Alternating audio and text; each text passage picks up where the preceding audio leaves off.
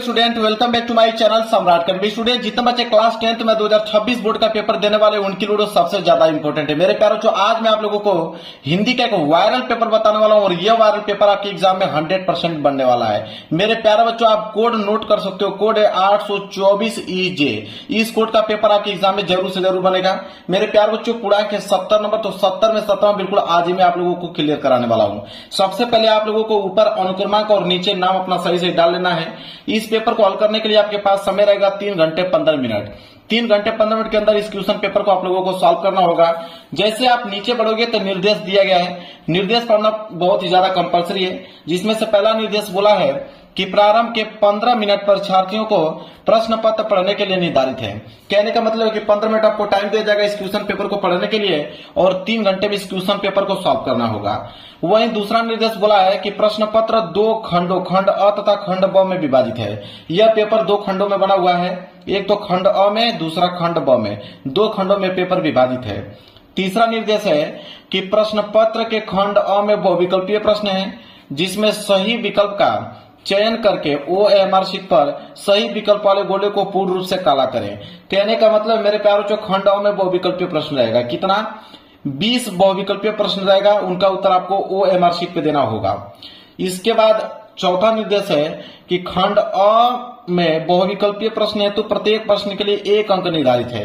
कह रहा है कि खंड अ में जो बहुविकल्पीय प्रश्न है, तो कह रहा है कि एक प्रश्न जो है 1 नंबर के लिए रहेगा। तो एक प्रश्न अगर 1 नंबर के लिए रहेगा, ओवरऑल अगर हम बात करें 20 प्रश्न 20 नंबर के लिए पूछा जाएगा खंड अ में। इसके बाद है कि प्रत्येक प्रश्न के सम्मुख उनके निर्धारित अंक दिए गए, मतलब हर एक प्रश्न के आगे आपको लिखा हुआ मिलेगा कि प्रश्न 1 नंबर का है, कि 2 नंबर का है, कि 4 नंबर का है, कि 6 नंबर का है। जितना भी नंबर का कोई भी प्रश्न होगा उसके सामने लिखा हुआ मिलेगा। चलिए देखिए, पेपर आप लोगों का यहां से स्टार्ट हो रहा है। सबसे पहले देखिए आया है खंड अ, और खंड अ में है बहुविकल्पीय प्रश्न और 20 प्रश्न है। एक नंबर के हिसाब से 20 नंबर आप लोगों को मिल जाएगा। जिसमें से पहला प्रश्न देखिए, बहुत ज्यादा सिंपल प्रश्न दिया है, तुरंत आप इसको कर दोगे। कह रहा है कि ध्रुव स्वामिनी नाटक के लेखक हैं, तो ध्रुव स्वामिनी नाटक के लेखक इन चारों ऑप्शनों में से कौन है? तो वह है आपके जयशंकर प्रसाद जी। कौन है मेरे प्यारे बच्चों? जयशंकर प्रसाद जी हैं। ख वाला जो है बिल्कुल राइट आंसर हो जाएगा। यहां से 1 नंबर बिल्कुल मेरे प्यारों जो आप लोगों का क्लियर हो गया।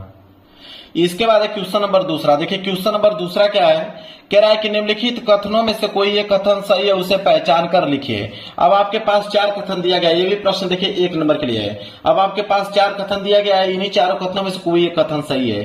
तो जिसमें से ग वाला जो है बिल्कुल सही है, क्योंकि गोदान के जो लेखक हैं वो मुंशी प्रेमचंद्र जी हैं, इसलिए ग वाला जो होगा बिल्कुल राइट आंसर हो जाएगा। इसी के साथ क्वेश्चन नंबर तीसरा है कि शुक्ल युग की काल अवधि है, 1 नंबर के लिए प्रश्न है। तो शुक्ल युग की काल अवधि कितनी मानी जाती है? सबको मालूम है कि सन 1919 ईस्वी से लेकर सन 1938 तक यह जो ईस्वी मानी जाती है वो शुक्ल युग की काल अवधि मानी जाती है। तो ग वाला जो होगा बिल्कुल राइट आंसर हो जाएगा। आगे बढ़ेंगे क्वेश्चन नंबर 4 की तरफ। कह रहा है कि छायावदोत्तर युग के प्रमुख कवि का नाम है, 1 नंबर के लिए प्रश्न है। कह रहा है कि छायावदोत्तर युग के इसमें से चारों ऑप्शनों में से कौन कवि हैं? कवि का नाम पूछा है, तो वह है आपके रामधारी सिंह दिनकर। कौन है? रामधारी सिंह दिनकर जी। क वाला जो होगा बिल्कुल राइट आंसर हो जाएगा। आगे बढ़ते हैं, 5वां प्रश्न। कह रहा है कि कलम का सिपाही के लेखक हैं, 1 नंबर के लिए प्रश्न है।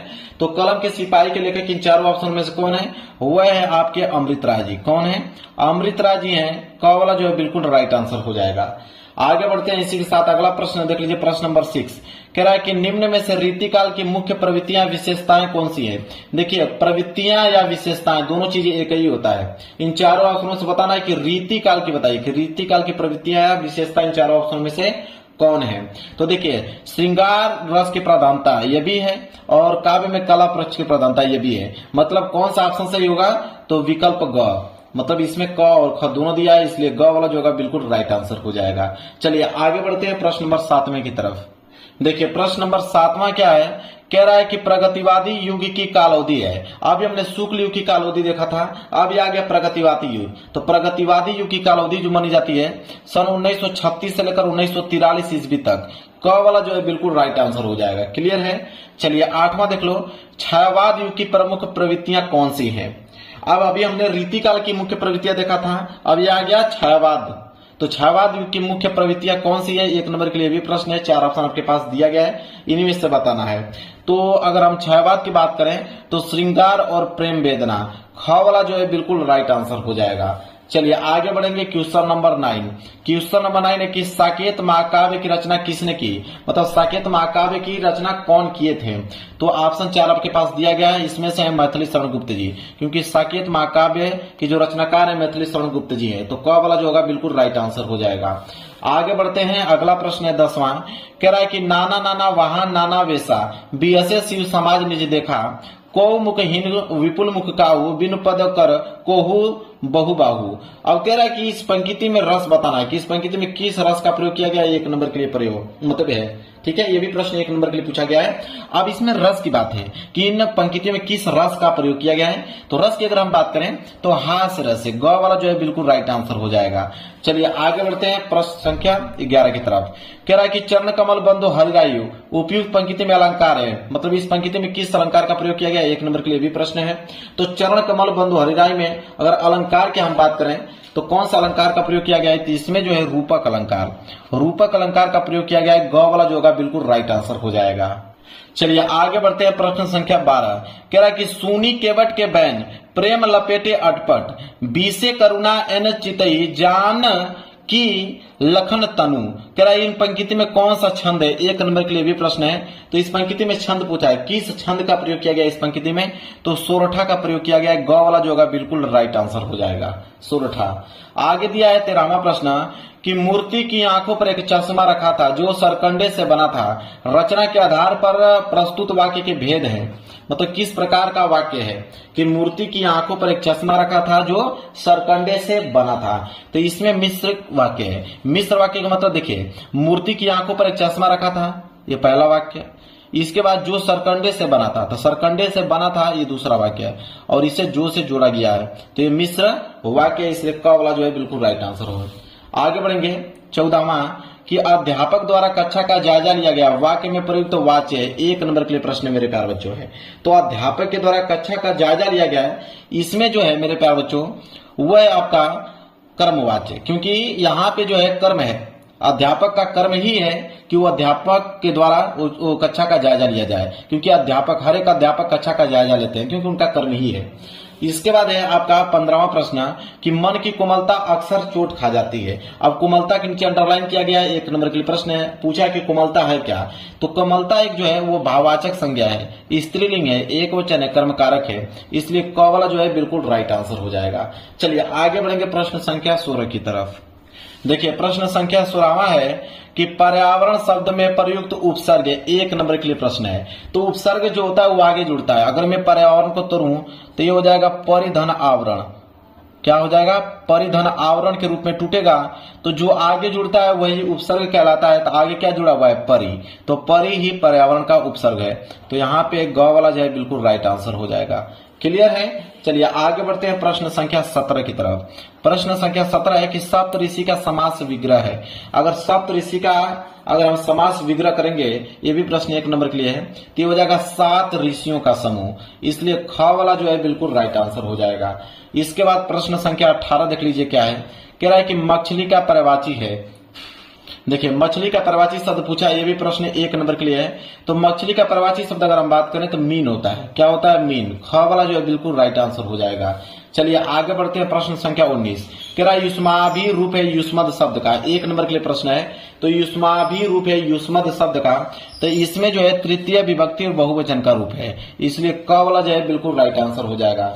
चलिए 20वां देखिए, कह रहा है वेद पुराण में समास है। तो वेद पुराण में कौन सा समास है, अब देखिए वेद के बाद यह योजक चिन्ह लगा गया है। जब भी योजक चिन्ह आ जाए तो आप मेरे प्यार बच्चों हमेशा आप द्वंद्व समास पे क्लिक करके आइएगा, जब भी योजक चिन्ह आ जाए। अब मैंने यहाँ पे 20 बहुविकल्पीय प्रश्न बता दिया, अब 20 के 20 ऑब्जेक्टिव क्वेश्चन बिल्कुल सही होना चाहिए। अब हम बात करेंगे आगे खंड ख को लेकर। देखिए यहां से अब स्टार्ट हो रहा है आप लोगों का खंड ख, और खंड ख जो है प्रश्न संख्या 21 से स्टार्ट होगा, क्योंकि 20 के बाद प्रश्न संख्या 21 आएगा। 21वां है कि निम्नलिखित गद्यांशों में से किसी एक के नीचे दिए गए प्रश्न के उत्तर लिखिए। अब मेरे प्यारों को यह गद्यांश आ गया। गद्यांश कितने नंबर के लिए दिया गया है, 6 नंबर के लिए, क्योंकि 3 प्रश्न है, 2-2 नंबर के हिसाब से 6 नंबर मिलेगा। तो गद्यांश की अगर हम बात करें तो गद्यांश 2 दिया है, एक क वाला दिया गया है।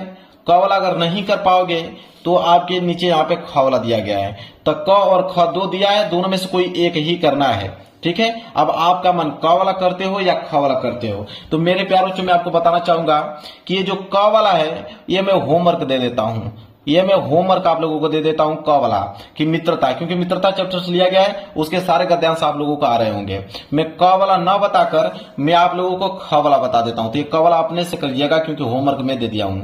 इसके बाद देखिए ख वाला क्या है कि भिन्न भिन्न धर्मों को मानने वाले भी जो सारी दुनिया के सभी देशों में बसे हुए हैं, यहाँ भी थोड़ी बहुत संख्या में पाए जाते हैं। और जिस तरह यहाँ की बोलियों की गिनती आसान नहीं, उसी तरह यहाँ भिन्न भिन्न धर्मों के संप्रदायों को भी गिनती आसान नहीं।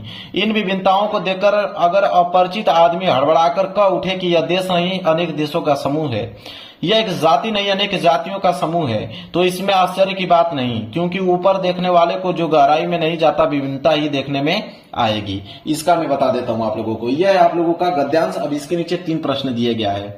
देखिए 3 प्रश्न दिया गया, जिसमें से पहला वाला प्रश्न है कि प्रस्तुत गद्यांश का संदर्भ अथवा पाठ तथा लेखक का नाम लिखिए। 2 नंबर इसमें मिलेंगे। तो चलिए संदर्भ देखते हैं। तो देखिए यहाँ पे खंड ख का प्रश्न संख्या 21 का ख, उसमें भी हम लोग अ वाला प्रश्न कर रहे हैं, जिसमें से संदर्भ पूछा था। लिखेंगे कि प्रस्तुत गद्यांश हमारी पाठ्य पुस्तक हिंदी के गद्य खंड में संकलित डॉक्टर राजेंद्र प्रसाद द्वारा लिखित भारतीय संस्कृति नाम निबंध से उद्धृत है।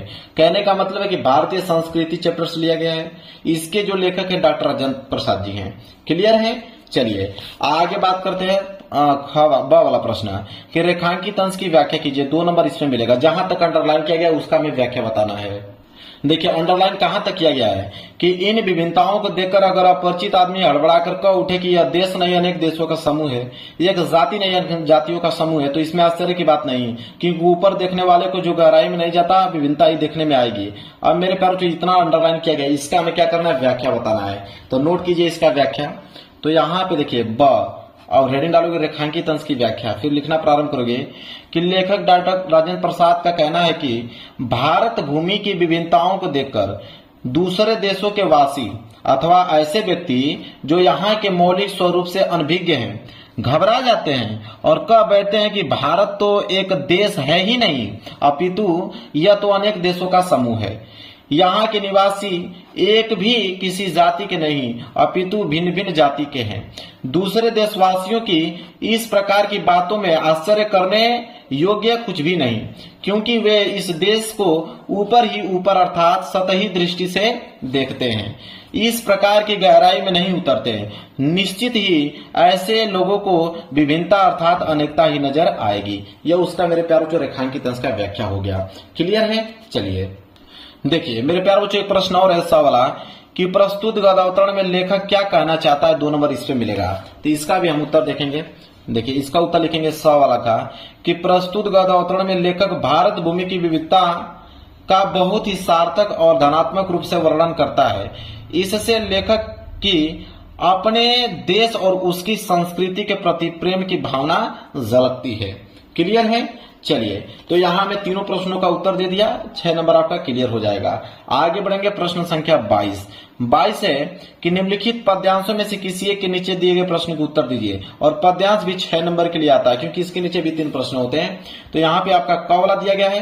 क वाला अगर नहीं कर पाओगे तो अथवा करके यहाँ पे आपका एक और ऑप्शन में दिया है, तो या तो क कीजिए या तो आप यहाँ पे अथवा करके जो नीचे दिया है उसको कीजिए। तो मैं नीचे वाला जो दिया है सोनी सुंदर बैन सुधार साने सयानी ये जान की जानी भली तिरछे कनी नैन सहनती ने समुझाई कछु मुस्काई चली तुलसी तही अवसर सोवे सबे अवलोकती लोचन अहुवली अनुराग तड़ाग में भानु उदय बिगसी मनुमंजुल कंजकली। इस वाले को मैं देता हूं आप लोगों को होमवर्क, घर से करके आना है, आप लोगों को घर पे करना है, और ऊपर वाला बता देता हूं। देखिए दोनों में से कोई तो एक ही एग्जाम में करना है, तो एक तुम्हें बता रहा हूं, एक होमवर्क दे रहा हूं आप लोगों को। देखिए मैं क वाला बता रहा हूं कि उद्धो मोही व्रज विसरत नाही वृंदावन गोकुल वन उपवन संघन कुंज की छाई प्रात समय माता जसुमती अरुनंद देखी सुख पावत माखन रोटी दयो सजायो अति हित सात खवावत गोपी ग्वाल बाल संग खेलत सब दिन हसत सिरात सूरदास धनी धनी ब्रजवासी जिन्हें हित जदु तात। अब यह मेरे प्यारों जो आपका पद्यांश है, इसके नीचे 3 प्रश्न है। पहला है उपयुक्त पद्यांश का संदर्भ लिखे, 2 नंबर मिलेगा। तो चलिए इसका मैं संदर्भ आप लोगों को बताता हूं। देखिए प्रश्न संख्या 22 का पहला संदर्भ लिखेंगे, यह पद श्री सूरदास द्वारा रचित सूरसागर नामक ग्रंथ से हमारी पाठ्य पुस्तक हिंदी के काव्य खंड में संकलित पद शीर्षक से उद्धृत है। मतलब पद शीर्षक से लिया गया है, जिसके जो लेखक हैं सूरदास जी हैं, सूरसागर नामक ग्रंथ से लिया गया उनके। प्रसंग में देखेंगे, प्रसंग का मतलब होता है कि इस पद्यांश में किन चीजों के बारे में बात की गई है, उसी में हम लोग प्रसंग लिखते हैं। तो प्रसंग में लिखेंगे कि प्रस्तुत पद में उद्धव ने मथुरा पहुंचकर श्री कृष्ण को वहां की सारी स्थितियां बताई, जिसे सुनकर श्री कृष्ण भाव विभोर हो गए। इस पर वे उद्धव से अपनी मनोदशा व्यक्त करते हैं। क्या एग्जाम में प्रसंग लिख सकते हैं? बिल्कुल। नहीं लिखना चाहते हो कोई दिक्कत नहीं है, नहीं भी लिखोगे तो नंबर आप लोगों को मिल जाएगा। आप डायरेक्ट सिर्फ संदर्भ ही लिख दीजिए। चलिए दूसरा वाला प्रश्न है, रेखांकित अंश की व्याख्या कीजिए। 2 नंबर इसमें मिलेगा। तो चलिए रेखांकित अंश की व्याख्या देख लेते हैं कि उद्धव मई व्रज विसरत नाई, वृंदावन गोकुल वन उपवन सगन कुंज की छाई, प्रात समय माता जसुमती अरुनंद देखी सुख पावत। इसका हमें क्या करना है? रेखांकित अंश का व्याख्या बताना है। देखिए दूसरे का व्याख्या लिखेंगे, श्री कृष्ण ने उद्धव से ब्रजवासियों की दीन दशा सुनी और उन्हीं के ध्यान में खो गए। वे उद्धव से कहते हैं कि मैं व्रज को भूल नहीं पाता हूँ, वृंदावन और गोकुल के उपवन सभी मुझे याद आते रहते हैं, वहां के घने कुंजों की छाया को भी मैं भूल नहीं पाता। नंद बाबा और यशोदा मैया को देखकर मुझे जो सुख मिलता था वो मुझे रह रह कर स्मरण हो आता है। क्लियर है? चलिए आगे बढ़ेंगे। एक प्रश्न और नीचे दिया गया है कि उपयुक्त पंक्ति में किस समय का वर्णन किया गया है। 2 नंबर इस पे भी मिलेगा। तो चलिए इसका हम लोग उत्तर लिखेंगे क्या? तो इसका उत्तर है तीसरा, कि श्री कृष्ण के जीवन के आरंभ का समय, शुरू का समय जो वृंदावन गोकुल में बीता, उसी का वर्णन उपयुक्त पंक्तियों में किया गया है। उसी का समय का ध्यान करते हुए श्री कृष्ण उद्धव से अपनी मनोदशा व्यक्त कर रहे हैं। जहां बचपन में वो रहते थे वृंदावन में, गोकुल में जितना उनका समय बीता, उन्हीं के बारे में ये वर्णन कर रहे हैं। क्लियर है? चलिए आगे बढ़ेंगे अगले प्रश्न की तरफ। देखिए प्रश्न संख्या 23, प्रश्न संख्या 23 देखेंगे। प्रश्न संख्या 23 है कि दिए गए संस्कृत गद्यांश में से किसी एक का संदर्भ सहित हिंदी में अनुवाद कीजिए। अब ये संस्कृत का गद्यांश आ गया, और संस्कृत का जो गद्यांश है मेरे प्यारे बच्चों, वो 5 नंबर के लिए पूछा जाता है। 2 नंबर संदर्भ में, 3 नंबर हिंदी अनुवाद में। इसमें भी आपका 2 दिया है। देखिए एक ऊपर वाला दिया है, अगर ये ऊपर वाला नहीं करना चाहते हो कोई दिक्कत नहीं, उसको छोड़ दो, अथवा करके नीचे दिया है, इस नीचे वाले को कर लो। तो दोनों में से कोई एक ही करना है। अब आपका मन चाहे ऊपर वाला करो या नीचे वाला करो। तो मेरे प्यारे बच्चों मैं आप लोगों को बता देता हूं ऊपर वाला, और नीचे वाला मैं दे देता हूं होमवर्क। ये आपका होमवर्क हो गया, और मैं ऊपर वाला को आपका बता देता हूं, क्योंकि दोनों में से कोई एक ही एग्जाम में करना है। तो मैं ऊपर वाला का बता देता हूं संदर्भ सहित हिंदी में अनुवाद, बाकी नीचे वाला अपने घर से कर लीजिएगा। देखिए ये आपका प्रश्न संख्या 23, प्रश्न संख्या 23 है, जिसमें संदर्भ, प्रसंग और अनुवाद लिखना है। प्रसंग नहीं भी लिखोगे तो कोई दिक्कत नहीं, डायरेक्ट संदर्भ और अनुवाद उसका कर लो। तो संदर्भ में लिखेंगे हम लोग कि प्रस्तुत गद्यांश हमारी पाठ्य पुस्तक हिंदी के संस्कृत खंड के वाराणसी पाठ से उद्धृत है। मतलब संस्कृत खंड के वाराणसी पाठ से लिया गया है। क्लियर है? प्रसंग में लिख सकते हो कि इस गद्यांश में वाराणसी की ऐतिहासिकता तथा अवस्थिति के विषय में बताया गया है। ये हो गया प्रसंग। अब उसका हम करेंगे अनुवाद, हिंदी में अनुवाद। तो अनुवाद हेडिंग डाल के लिखिए कि यह नगरी विविध धर्मों के मिलन का स्थान रही है। महात्मा बुद्ध, तीर्थकर, पार्श्वनाथ, शंकराचार्य, कबीर, गोस्वामी, तुलसीदास और दूसरे बहुत से महात्माओं ने यहाँ आकर अपने विचारों को फैलाया, अर्थात अपने विचारों का प्रसार किया। केवल दर्शन साहित्य में और धर्म में ही नहीं, अपितु कला के क्षेत्र में भी यह नगरी जो है विविध कलाओं और शिल्पों के लिए संसार में प्रसिद्ध है। यहाँ की रेशमी साड़ियां देश विदेश में सभी जगह पसंद की जाती है। यहाँ की पत्थर की मूर्तियां प्रसिद्ध हैं। यह अपनी प्राचीन परंपरा का इस समय भी पालन कर रही हैं। यह उसका अनुवाद। क्लियर है? चलिए तो ये तो मैं होमवर्क दे दिया, ऊपर वाला मैंने बता दिया। चलिए आगे बढ़ते हैं। प्रश्न संख्या 24 देखिए, प्रश्न संख्या 24 क्या है कि दिए गए संस्कृत पद्यांश में से किसी एक का संदर्भ सहित हिंदी में अनुवाद कीजिए। अब ये संस्कृत का पद्यांश आ गया, कितने नंबर के लिए? 5 नंबर के लिए।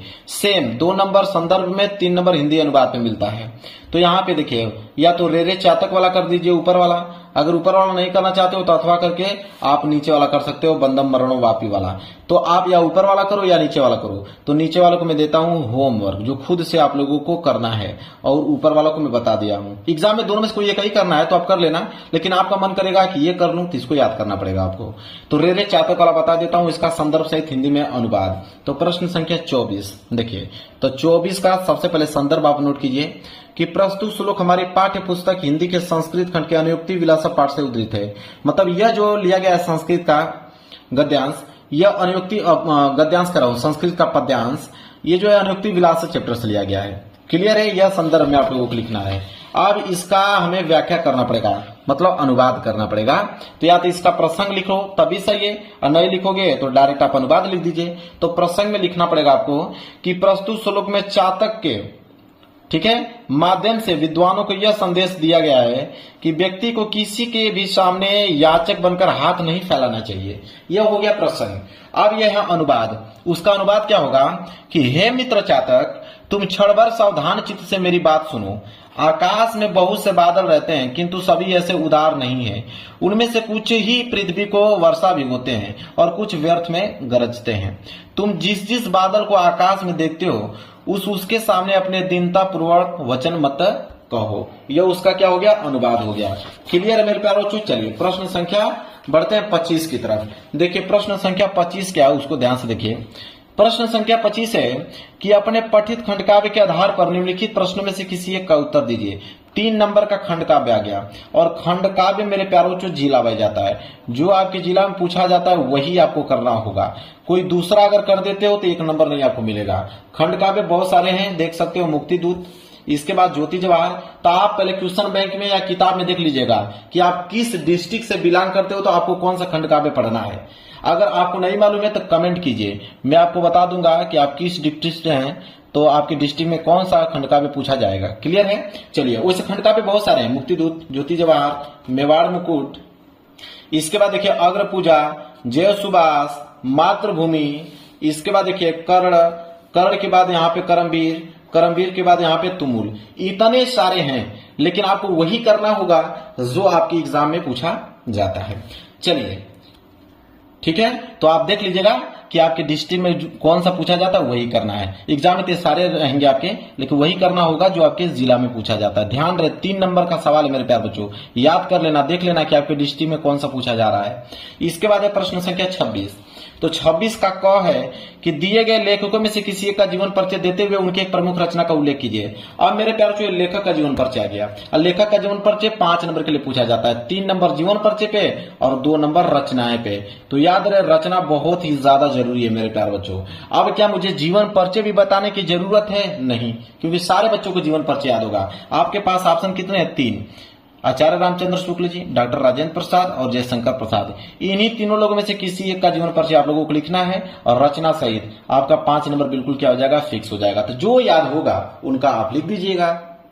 इसके बाद आते हैं ख, 26 का ख कि दिए गए कवियों में से किसी एक का जीवन परिचय देते हुए उनके प्रमुख रचना का उल्लेख कीजिए। अब ये कवि का जीवन परिचय आ गया।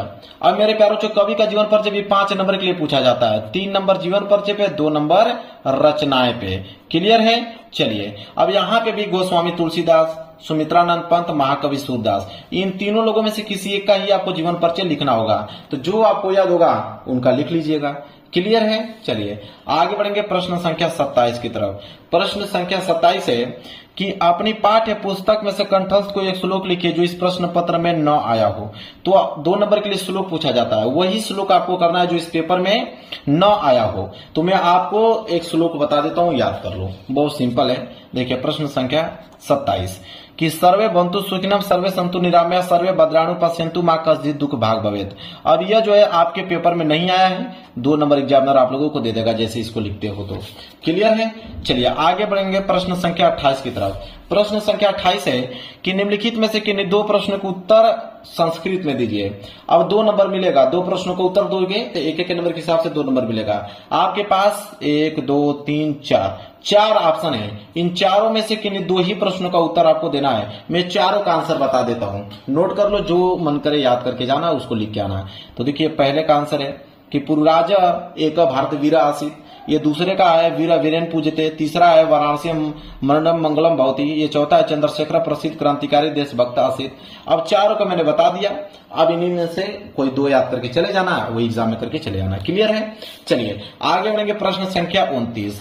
कह रहा है कि निम्नलिखित में से किसी एक विषय पर निबंध लिखिए। 7 नंबर का निबंध पूछा जाता है, सबसे अधिक नंबर का निबंध ही पूछा जाता है आपके पेपर में।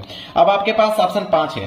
भारत में आतंकवाद के कारण और निवारण बताइए, जनसंख्या में वृद्धि के कारण और मतलब उसके लाभ और हानि बताइए, बेरोजगारी की क्या समस्या है, विज्ञान के क्या चमत्कार हैं, मेरे प्रिय कवि। अब इन पांचों में से किसी एक के विषय पर आपको निबंध लिखना है। अब मेरे प्यारों बच्चों ये देता हूं मैं होमवर्क, याद रहे मेरे प्यारे बच्चों, जब भी आप निबंध लिख रहे हो तो पहली हेडिंग आपका बिल्कुल सही होनी चाहिए, प्रस्तावना पहली हेडिंग बिल्कुल सही होनी चाहिए, और लास्ट की हेडिंग उपसंहार। अगर दो हेडिंग बिल्कुल आपने करेक्ट लिखा हुआ है तो एग्जामिनर मेरे प्यारे बच्चों आपको पूरा का पूरा नंबर देगा। बीच में आप हेडिंग बना के लिख सकते हो, कोई दिक्कत नहीं है। एग्जामिनर जो चेक करता है दो ही हेडिंग चेक करता है, प्रस्तावना और उपसंहार चेक करता है।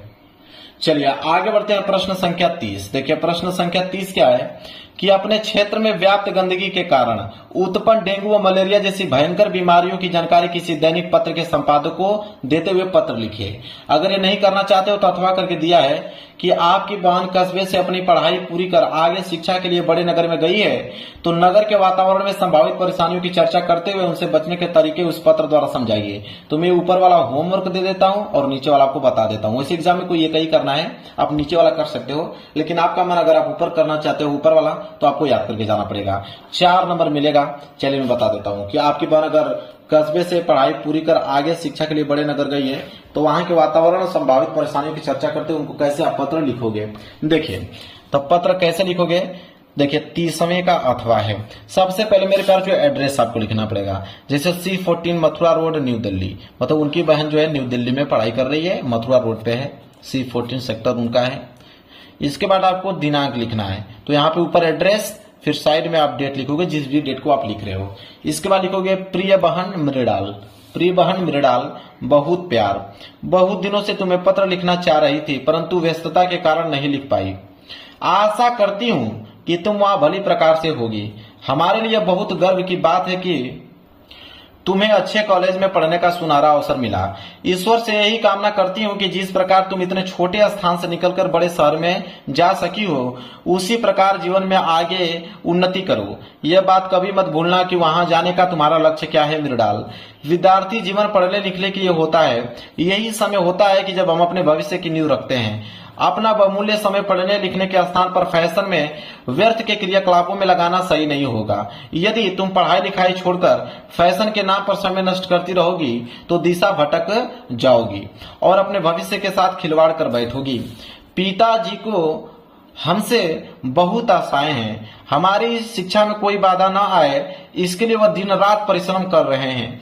पढ़ाई पर ध्यान देकर ही अपने जीवन में आगे बढ़ सकते हैं और पिताजी का हाथ बटा सकते हैं। आशा करती हूँ तुम मेरे इस पत्र को गंभीरता से लोगी और अपना ध्यान अपनी पढ़ाई में लगाओगी। इसके बाद यहाँ पे नीचे लिख दीजिएगा तुम्हारी बड़ी बहन और सर। क्लियर है। चलिए अब मेरे प्यारे बच्चों मैं पूरा का पूरा आप लोगों को सलूशन बता दिया इस पेपर का। अगर आप भी 70 में 70 नंबर लाना चाहते हो तो इस पेपर को पूरा का पूरा तैयार करना पड़ेगा। तो मेरे प्यारे बच्चों वीडियो पसंद आए तो वीडियो को लाइक कर देना, चैनल पे नए हो तो चैनल को जरूर सब्सक्राइब कर लेना। मिलेंगे एक प्यारे से नेक्स्ट वीडियो में, तब तक के लिए धन्यवाद।